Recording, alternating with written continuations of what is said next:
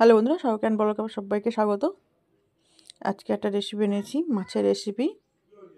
তার জন্য দেখুন, লঙ্কা নিয়েছি, আদা আর পেঁয়াজ কুচি, ওগুলো পেস্ট করে নেব। দেখতে পাচ্ছি এখানে ভাঙন মাছের পিস নিয়েছি। পরিমাণ মতন একটু হলুদ দিয়ে দিলাম, আর দেব নুন, আর দেব অল্প একটু লঙ্কার গুঁড়ো দিয়ে ভালো করে মাছটা মাখিয়ে নেব। এবার কড়াইতে সর্ষের তেল দেবো বেশি নেওয়ার জন্যে।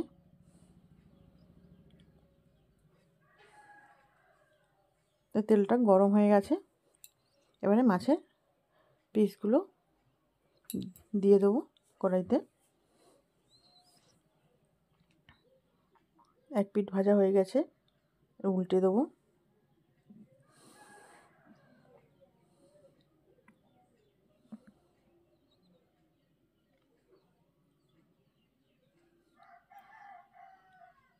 সমস্ত মাছের পিসগুলো উল্টে দেবো।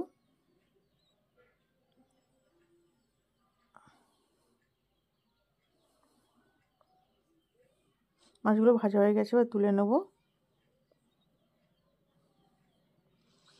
আর রান্নাটা কড়াইতে তেল দিলাম, সর্ষের তেল, আর দিলাম 5 ফোঁটন। আমি কিন্তু এই মাছের ঝালটা করার জন্য দেখলেন রসুন নিলাম না, শুধু আদা দিলাম। আর দিলাম গোটা গরম মশলা। গোটা গরম মশলা একটু তেলে একটু ভেজে নিলাম, ওই 1-2 সেকেন্ড মতন।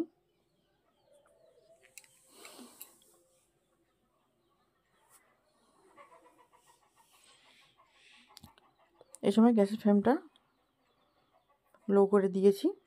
এবার যে পেস্টটা বানিয়ে রেখেছিলাম, কাঁচা লঙ্কা, পেঁয়াজ আর আদার পেস্ট, সেটা দিয়ে দিলাম। ভালো করে কষিয়ে নিয়েছি। এবার দেব একটু